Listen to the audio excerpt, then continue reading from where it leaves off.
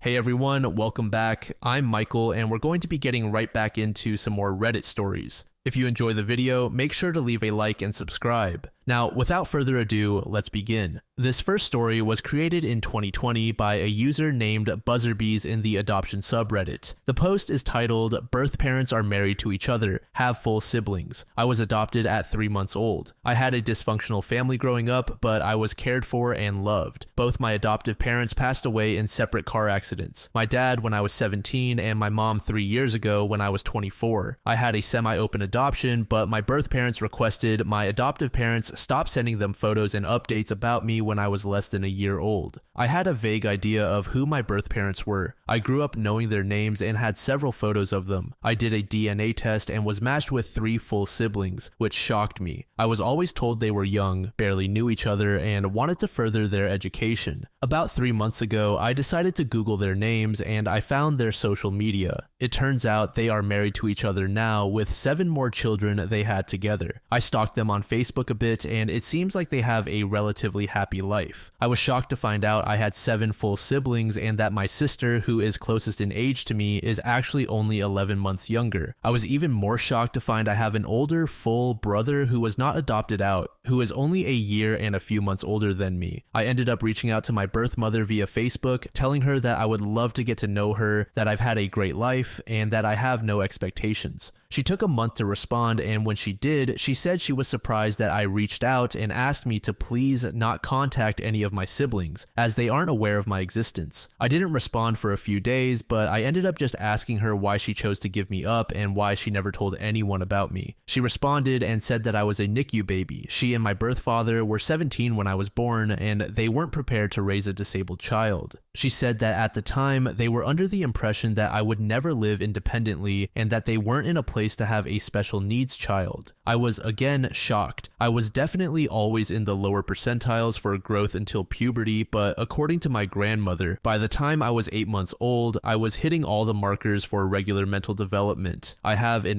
MS in mathematics from a tier 1 university. I was an athlete in high school and I never had any issues in school beyond being really horrible in art class. I'm married with a child. I'm a fully functioning adult with a successful career and a family of my own, and it hurts to know I was given up on because of the slight chance I wouldn't turn out perfect. Part of me feels like I missed out on a life with siblings. I was raised as an only child, and that I could still have a chance to know and love them, giving my daughter the opportunity to have cousins. My youngest siblings aren't even in elementary school yet, and I could have a normal sibling bond with them, or at least be part of their lives from a young age. I wish I had that chance. I'm not angry at my birth parents for giving me away. I don't hate them. I'm hurt, but I'm not angry. I am angry that they've requested I not reach out to my adult siblings, and I'm considering doing it anyway. A now deleted user said the following in their comment. As a birth mother, you have every right to reach out to your siblings if you decide that's the route you want to take. You are not obligated to keep other people's secrets. Please don't let her stop you. Any choice you make should be yours and yours alone, whether or not you decide to reach out to any adult siblings. To this, OP responded, I reached out to 4 of them this morning via various social media sites. I already got a response from my older biological brother asking for my phone number. Another user named YesMore26 said, she's now stuck in a very difficult place, but that's her problem, not yours. I say contact them if it will bring you peace of mind. Let her do all the explaining she has to do with her other kids and let things come to light. Regardless of her reasons why she put you up for adoption, no one deserves to live a lie, including your siblings. Then user CrunchRapQueen666 said, I can't speak for your siblings, of course, but if I were in their shoes and found out my mom did what your birth mother did, I'd be pissed. I'm very big on family to the point where my wife teases me because I consider my third cousins twice removed or whatever to just be my cousins. If you're family, you're family. My great-grandmother, mom's grandma, hid her half-siblings from her because she was ashamed that her son had children out of wedlock, I guess. My mom usually doesn't yell at her because she's pretty damn old, but she was pissed. She found out about her sister when I was still a child and then her brother a few years ago. Both times from letters my grandmother had hidden. My mom tried to contact them, but it didn't really pan out. I can tell it upsets her. You have a right to contact your siblings. You have a right to get to know your family. Proceed with caution because they might have a similar mindset as your birth mother, but I just don't think it's fair for her to completely shut you out. I don't get how people can do this, especially when she has several other children. Also, there's a huge chance they'll discover you on their own if they've used Ancestry.com or any of those sites. A user named VeggieCat on the Prowl said, "Similar situation here. I'm 3 of 6 children. My parents married before I was born. They were unable to care for us, and we all were removed and placed with relatives on the maternal side. I was raised without knowing them. They were living within a few miles of each other and interacted frequently. I had no clue I had younger siblings until I was 28. A stranger told me, a cemetery caretaker who knew the family. I tracked down all 5 siblings. We aren't upset about our removal from our birth home. We are upset that we were separated and never had a chance to bond until we were in our 30s. We are 55 to 70 now. I'm furious that the aunt who raised my 2 older siblings and then much later our youngest brother refused to accept me into that family and sent me to live 4 hours away.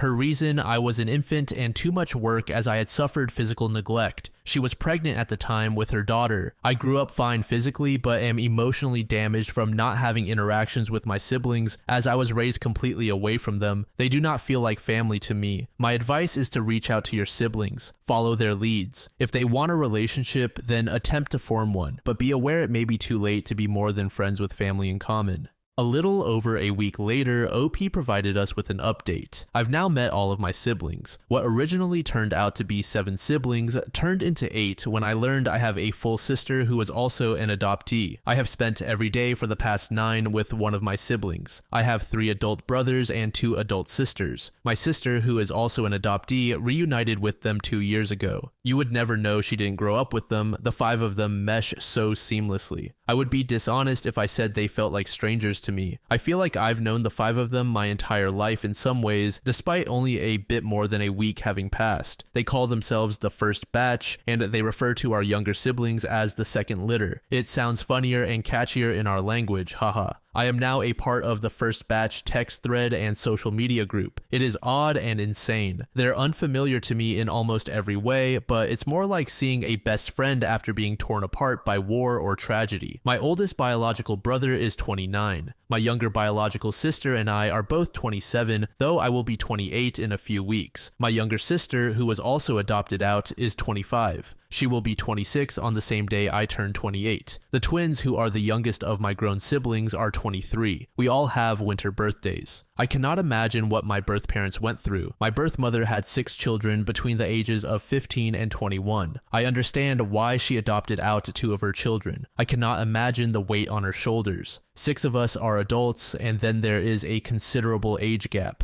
3 of my siblings are minors, a brother who is 12 and 2 who are under the age of 6. My birth father arranged through my biological grandparents for me to meet the 3 of them 4 days ago. My youngest biological sister is 4 years old. She is the cutest little girl, aside from my own daughter, I've ever met. She came up to me, tugged me down to her level, and then touched my hair. She said, "Do you know you have curly hair?" I nodded, and she told me that now we were twins because we were the only sisters with curly hair. I cried and laughed. My youngest brother is younger than my own daughter. My 12-year-old biological brother hugged me and cried a lot. We are the only 2 of 9 who have brown hair. The rest have shades of blonde and strawberry. He and I are strikingly similar. I'll say this again. It is so odd to see your own face in the faces of others. It's never something I've had, and in the last week and a few days, I have been overwhelmed by the shock of sharing mannerisms and features with those around me. I met my birth father. He explained that he was young and thought he did the right thing, and he's happy to see I turned out well. He cried more than he spoke. Last night, I video chatted with the first batch siblings, and I met 3 of my first cousins via Zoom.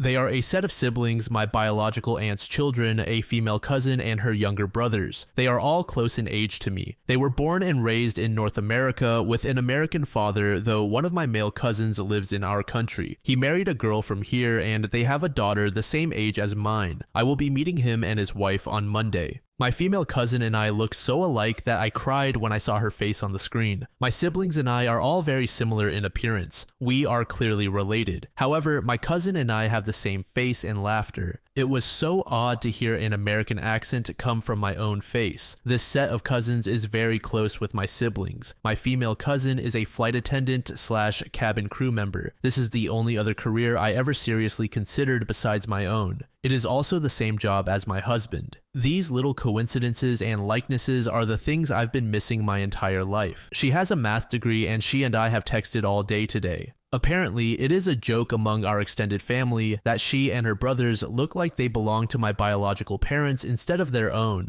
and I understand why. All three of them are brown-haired, darker-eyed versions of my own biological siblings, and in this way, I look more like them. It is so strange to see my face in the faces of others. This very long post summarized, part of me is a bit bitter about the years lost, having siblings near my age to brave the strange world through the lens of childhood with. Summer holidays in the States with cousins, one who shares my face and dreams. I did have a wonderful mother and father, and I could never regret the life I've had. Grandparents, siblings, and cousins are all things I've never had until now. I have a reason to go to America after COVID. I'm going to meet my cousin in person next week, something I never thought I would say. My husband is excited too to have a big extended family. We are considered very young in our country to have kids, and now we know other young parents. A deleted user commented the following: "This is so amazing and interesting. I'm so happy for you. It's wonderful that your siblings and birth father are so welcoming. Do they think your birth mother will soften to the idea of a meeting?" OP replied with the following: "Multiple relatives have said she's ecstatic about how well things are going between my siblings and me, but she has no desire to ever have contact with me. My biological family has pretty much reintegrated my biological sister, who was also adopted out back into the family. They first reunited a few years ago. My biological sister is extremely close with all of them. She even lives with our other biological sister, who was not adopted out. She and my birth mother attend the same family gatherings, but they do not speak, and it works for them. They have perfunctory contact out of necessity and shared loved ones. They have no personal relationship, and my sister respects that our birth mother does not want to get to know her. I imagine if things unfold in a similar way for me as they have my biological sister, my birth mother, and I will have a similar relationship. I appreciate how hard all of this must be for her, and I want to respect her request for no contact as much as I can, fostering a relationship with the rest of our shared family. I was so angry initially, then I remembered what it was like to be 17, and I am just sad now." Another user named Solera314 said, "I'm so happy for you to have this mostly positive experience in finding your birth family. My birth parents also married 2 years after I was born and had 3 children, so I have 3 full siblings in addition to my adopted sister. It is hard for people to understand if they are not adopted how significant it is to find relatives who look like us. This is something most people take for granted, so they don't realize how profound it can be. It is natural to feel bitter about lost years and to feel resentful about ways in which your birth siblings may have been happier or had advantages you did not. For me, my adoptive parents were very difficult, and it took me a lot of years to get even 90% past the anger over having been sacrificed to an abusive family so my birth siblings could have a happier upbringing. I recommend that when you have these feelings, you accept them and allow them to pass through you. You don't have to grab hold of them, you don't have to live with resentment in the long term, but it helps a lot to accept that these feelings are understandable and that even good people whom you love may have made mistakes. The lost years cannot be recovered. There will always be this gap in your relationship with your birth family, but the experiences you have had are part of who you are. You cannot pull one thread without unraveling the whole tapestry of your life. Good luck as you move forward in love and acceptance." About 3 weeks later, we got yet another update from OP. My daughter had her 3rd play date with her auntie, uncle, 1st and 2nd cousins. Never in my life did I dream my child would have familial playmates in the same age group. I was always a bit of a loner. It was hard to make friends. I lost both my adoptive parents quite young and had no living adoptive relatives. My husband is an only child. I never dreamed of an extended family for myself or my daughter. She now has great-grandparents who lived in our neighborhood. I'm never going to discredit the love my adoptive parents had for me. They were amazing. However, my childhood was dysfunctional and heartbreakingly lonely. My life has been lonely. Now I feel like I really would have people there for me, for my child if anything crazy were to happen, a support system. Then another update was posted nearly 3 years later. Things are wonderful. I have siblings, and now at this point, I can't believe there was a life before them. I almost forget sometimes. I just went on holiday with my older brother and one of my cousins, birth family, who lives in America. Not even a first cousin, like a first cousin once removed. That is how far of an extended family I have now. It is like another life. In regards to my birth mother and I, we hardly speak, but we are around each other often, and she is always smiling and kind. And she is a wonderful grandmother to my 2 children. My sister, who was also adopted out, just got married. My life is bright and good, despite the harshness of the world. I have a family so big and loving that sometimes my heart is overwhelmed. I cry occasionally, randomly, from the weight of it and the lightness. It is good, and it is mine, and I am so grateful every day. This is one of the few stories that we cover that actually has a happy ending, although I was a bit disappointed to hear that the birth mother didn't really want anything to do with OP herself. I was pleased to learn that she actually really loves OP's children. During the initial post, OP was very skeptical if she should actually reach out, and I'm so glad that she did. As adults, you need to make a decision based on how you would feel, not necessarily how it would make someone else feel. Plus, it's not like this was a situation where disregarding her mother's feelings would have dire consequences or anything.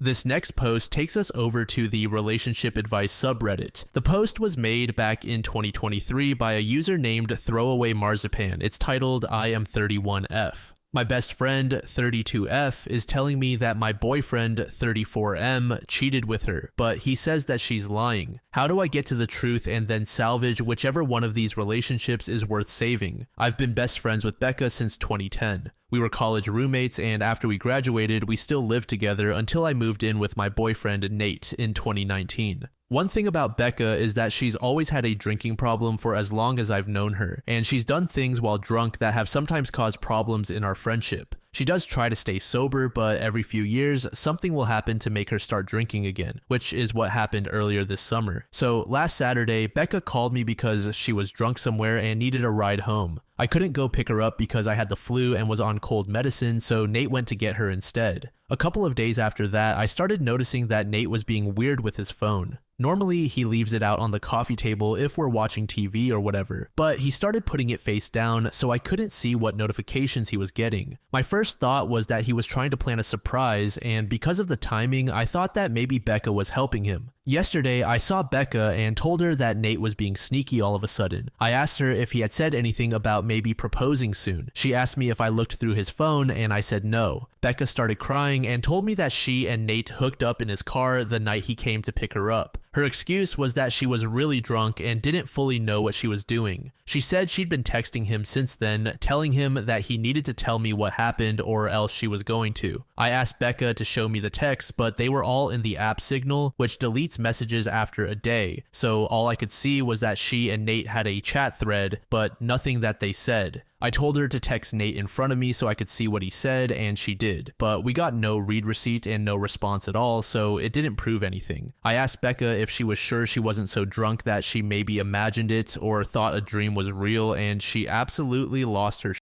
on me. She said that she knows she's horrible when she drinks, but that she's not f***ing delusional and doesn't make things up. She said that I could believe her or not, and it was my choice, but she was telling me the truth. I said I needed to go home and talk to Nate. So when I got home, I confronted Nate with what Becca had said, and he acted shocked, denied that anything like that had happened at all, and said he didn't know why she'd think or say so. He claimed that he had just given Becca a ride home and that the only thing that happened was that they talked about how he and I had been together for a long time and how we should get married already. He admitted they were talking on Signal for the next couple of days, but he said that it was about exactly what I thought, that he was asking her about engagement rings and what kind of proposal I would want. Nate replied to Becca's earlier message asking her if she made up a story about them hooking up to avoid ruining the surprise of his proposal, and she texted him back that there was no proposal and to stop playing dumb. Then Nate called her, pretending like I wasn't in the room, and told her that she needed to stop whatever she was trying to do because we were on the verge of breaking up. He said he'd rather just have the surprise be ruined, but Becca just kept telling Nate to stop lying until he got angry and hung up on her. I really didn't know what to think, and I still don't.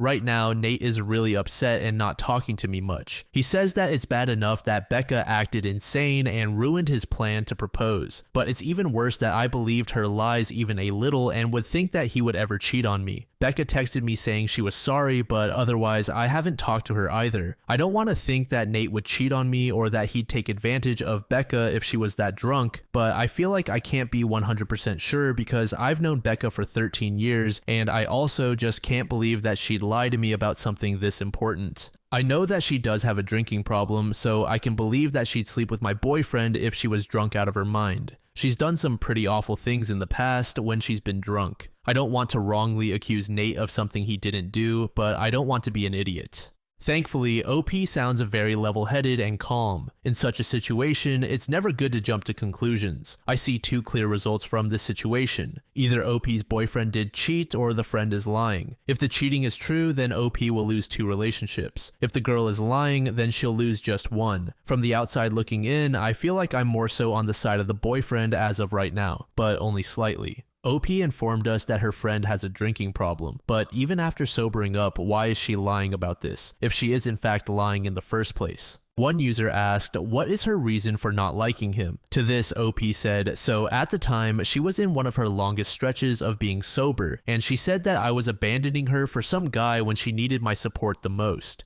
And then, when I moved out, she tried to make it out like she wouldn't be able to stay sober without me living with her, and Nate basically had to step in and point out that she couldn't stay sober anyway so as to stop guilting me. Another user asked, what else has Becca done to you while drunk? Op said, so in the past when she's been drunk, Becca's blacked out and started fights with me or other people. She'll say really out of line insulting things. She's kicked people out of our apartment because she didn't remember inviting them in. She's accused me of stealing clothes from her because I was wearing an outfit that looked like something that she also owned, that kind of thing. She's never hooked up with anyone that I was dating, but she's definitely hooked up with guys that she knew I was interested in. Another comment asked, who has the greater motivation to lie here, Nate or Becca? OP said, Becca did have a big problem with Nate when we first got together, and she was really upset when I moved out of our apartment to move in with him. I could see her still being angry about it or still not liking him, but just not saying anything. From what Nate said, they weren't making the plans on Saturday, but Becca brought up that it's been 7 years and asked why we're not married yet, and then the day after, he asked her about rings. Just 2 days later, OP provided us with an update. So on Thursday night, after I got everyone's advice, I told Nate that I had found a way to recover deleted messages from Signal. He immediately took out his phone, opened the app, and asked me to show him how to do it. This made me think he was telling the truth because he didn't panic or hesitate at all. This was good because when I tried to download Signal on my old phone, it turned out that it was too old to support the current version of the app, so it wouldn't work. Nate then asked me if we were going to have to go out and buy a new phone for me to believe that he was telling me the truth, and he said he was willing to do it if that's what it would take. I told Nate it wasn't that I didn't believe him, I just wanted to have some proof because I couldn't understand why Becca would lie about it.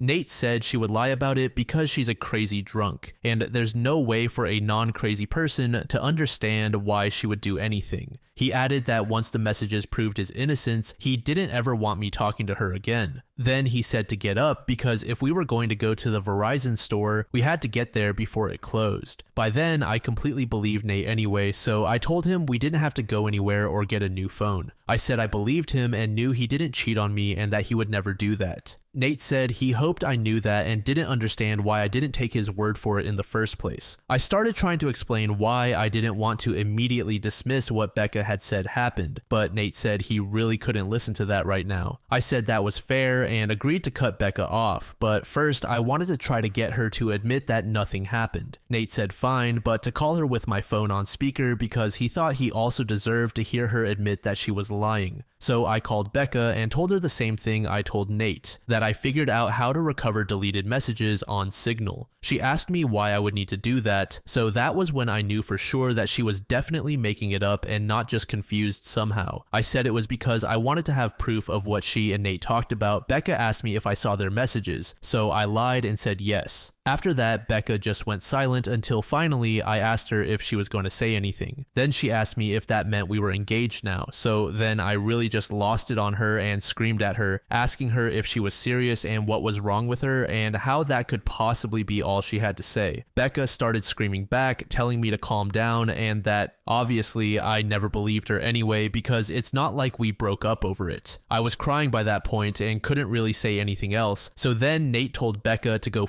herself and to never contact either of us ever again and hung up on her. A minute later, Becca sent me a completely unhinged text that I'm quoting here verbatim, apart from changed names. Courtney, you are supposed to be my friend for life. You are supposed to be there for me. You are supposed to be my person. But then you meet Nate and now you only care about Nate. Everything is about Nate. Tell me why Nate comes to pick me up when I call you. I called you, not your precious Nate. I only want you to see how up this is, but do you? No. Of course you don't. Of course you choose Nate over me like you always do and like you always will. You pretend to care about me, but I can see you don't care. It is pathetic, Courtney. You are a pathetic woman who would choose a man over a friend. But since you can't say it yourself, I will. Since you have to have your sweet, perfect little baby Nate do it for you, I will. Goodbye, Courtney. Is that what you want? Goodbye forever. I hope you got what you want. There were 3 dots after that, showing she was still typing more, but I blocked her before she sent it. I don't care about anything else that she has to say. I'm sure it's all just going to be more bullshit about why this is my fault, or justifications for why what she did wasn't that bad and I should forgive her. I know Nate is probably right and there's no non-crazy logic behind why Becca would stoop to doing something like this, but obviously I've still been thinking about it. My best guess is that whoever said Becca still blames me and Nate, apparently mostly Nate, for her being a drunk mess who can't get her life together is right. It seems like she somehow thought that if she said she hooked up with Nate, I'd break up with him but still want to be friends with her, and then everything would magically be fixed. As for things with Nate, I asked him if he thought he could ever forgive me for doubting him, and he said that since I came to my senses and cut Becca off, he guesses we can try to put it behind us. I don't think he's going to propose anytime soon. After this, I probably wouldn't if I were him.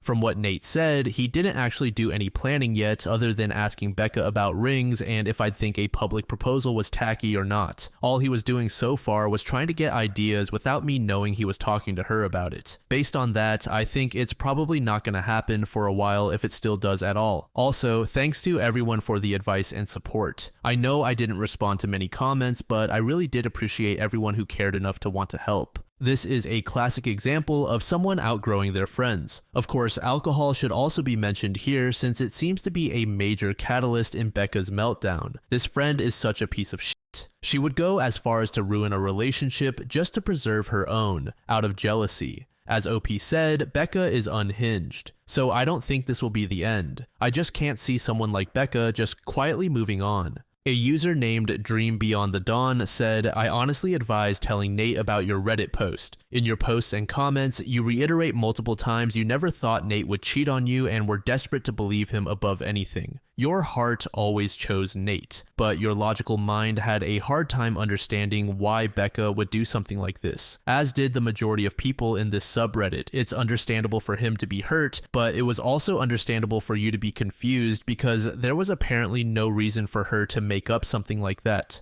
Cutting her off was the right call. Nate, if you read this, I'm usually very black and white with cheating, and by the way your girlfriend spoke of you on here, I was inclined to believe you despite it seeming a lot more illogical. Wish you both all the peace and love moving forward from this. Then user just for the name said, damn what a roller coaster. I, for one, am happy the guy didn't turn out to be the asshole, but I am sorry about losing your friend. Breaking up any relationship, not just romantic ones, is hard, especially when the person you thought was your friend and should be happy for you finding a partner is a crazy psycho. As for Nate, he should understand that you followed logic and did what you could to find the wrong party in this situation. Trust but validate. Don't hold this against yourself. A deleted user said, wow, this is a perfect example of how drugs and alcohol affect behavior and logical thinking. GF thought admitting to sleeping with your serious BF would result in a positive win for her. I'm sorry this is going to delay your future with Nate, but hopefully with a bit of time behind you, everything will be back on course. Maybe invest in some security devices like cameras and a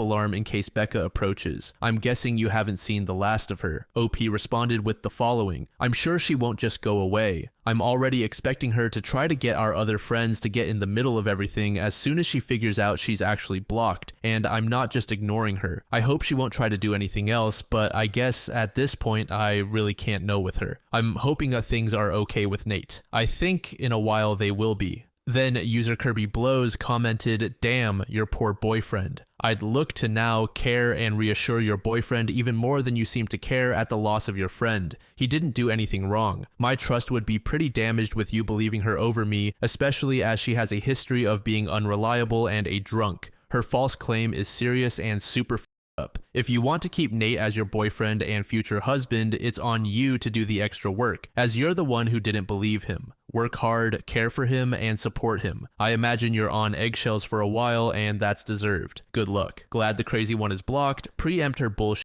by telling your mutual friends what she did." User See Me Roar left the following comment: "OP, I have been in your shoes, and my husband of 16 years has been in Nate's. During the first 3 years of our marriage, my then best friend tried to have an affair with him. She was so insane, she tried to replace me. Literally, like, so crazy she stole my underwear and wore them to pretend to be me. They did end up having an emotional affair because he crossed my boundaries with her and he does regret it. But we survived a reconciliation and were happily married. So please tell Nate this for me. The idea of your partner cheating on you is traumatic whether or not they actually did, especially when they deeply love you. It is even more traumatic when the person claiming to be the one they cheated with is your close friend. It's like a double whammy to the heart, and suddenly you're standing on quicksand during an earthquake. The only way to heal this trauma is proof. Not because there is a lack of trust between the partners, but because the love language for someone experiencing trauma or who has been through trauma is reassurance. Proof stops the shaking. Proof makes the ground solid. No amount of faith or trust can stop the trauma brain, that's a clinical term, from needing to know it is safe. My advice moving forward is that both of you focus on building your emotional intimacy with each other. Insecurities form when emotional intimacy is weak, and insecurities stem from fear, doubt, and a lack of trust. You build emotional intimacy by being vulnerable. This requires bravery because it requires you to talk about the traumas in your lives, including what you both went through. Don't hold back the pain this situation caused. Don't hide from each other. Take ownership of your actions, truly apologize if need be, and find the wisdom from this life experience so you learn from it. Both of you need to lean on each other, especially if you hope one day to get married. If you don't know how to do any of this, please go to couples counseling. Therapists are trained in many different ways to help couples in your situation. Big hug. And P.S. Don't let the crazy witch with a B win. She doesn't deserve to have control over your life or who you love. OP left Reddit for about a year before making another update, which went live a day before the time of this recording. I haven't logged into this account for about a year, but I got a few messages asking for an update, so here it is. I'll keep it as short as I can. Unfortunately, I have nothing good to report. It turned out that whatever was going on with Becca that caused her to make false accusations about Nate was the beginning of some kind of psychotic break. After I blocked her, she made a whole bunch of fake accounts and started sending me completely unhinged messages about how I ruined her life and threatened to get revenge on me and Nate. This went on for literally months, with her sending me dozens of messages a day. I found out from other friends that she was making multiple posts on Facebook every day that were semi-coherent rants about how much she hated me and how I was evil and ruined her life intentionally. I tried to talk to the police 2 different times to get a restraining order because I was afraid that Becca was going to show up at our apartment and attack me or Nate. I even got a front door camera because I was so scared that she was going to hurt us. The police said that because Becca wasn't threatening actual violence, she was just a nuisance and they couldn't do anything. They acted like I was an idiot because it isn't illegal to talk shit on Facebook, and they basically told me to just keep blocking her whenever she made a new account, and eventually she'd get bored and move on. Then finally, there was an incident where someone broke the windshield of Nate's car while he was parked at work. I guess it could have just been a random act of vandalism because his wasn't the only car that got its windows broken, but at the time I was 100% sure it was Becca, so I went to the police again. Eventually, an officer went to talk to Becca and she said she didn't touch Nate's car, and again I have no proof that she did.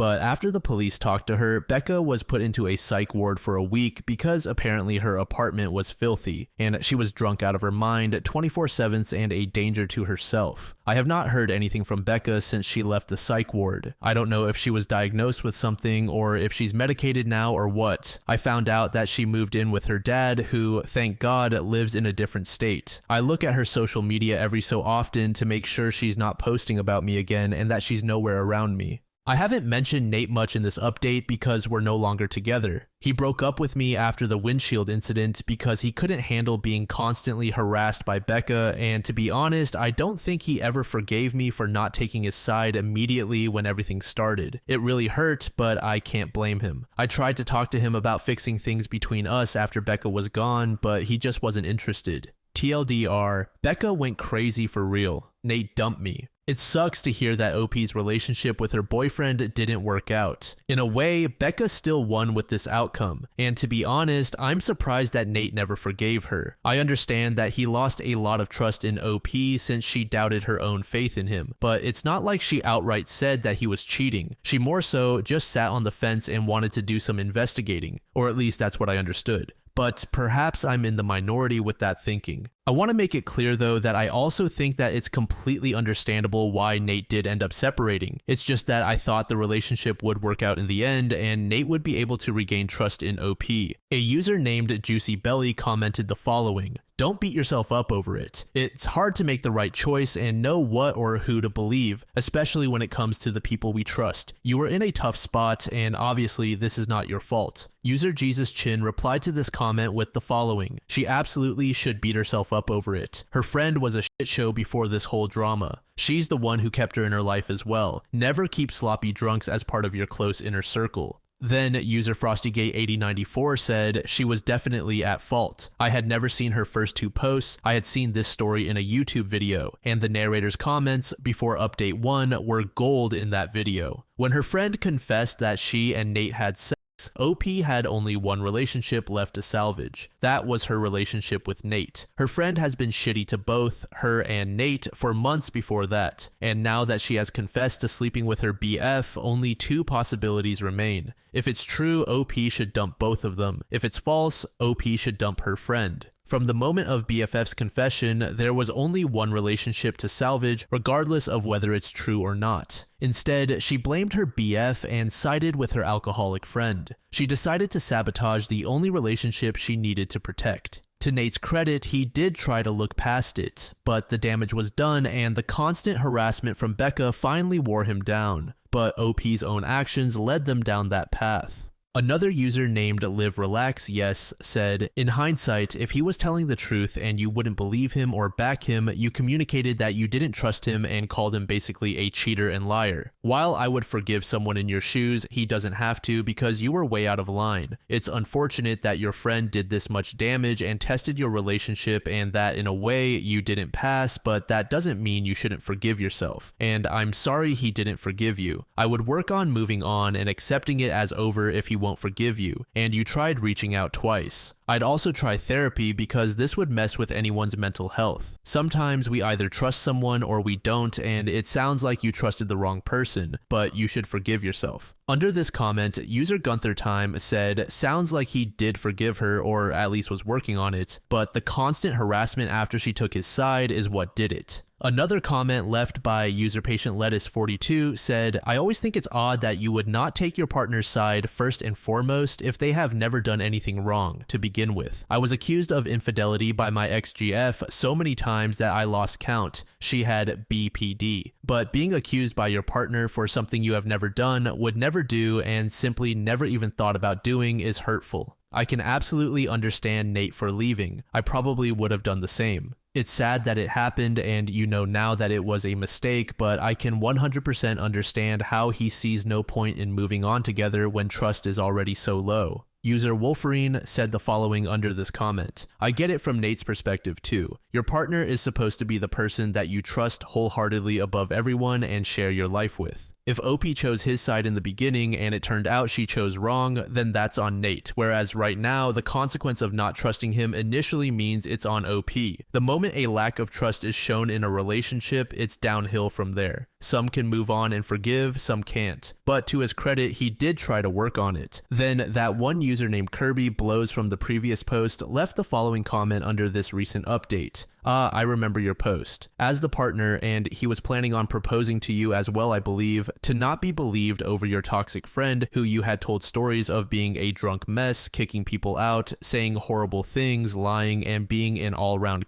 is just too much of an insurmountable thing. I don't think you in your heart thought he'd done it, but the fact that you doubt him over the words of the now medically diagnosed psycho is horrible. Not at all surprised he left you. Maybe in the future make better friends, and if you ever plan to get married in the future, spouse, partner is always number one. Glad to hear you have regrets and no hard feelings towards him though, that's important. I hope you manage to heal from her obsessive behavior.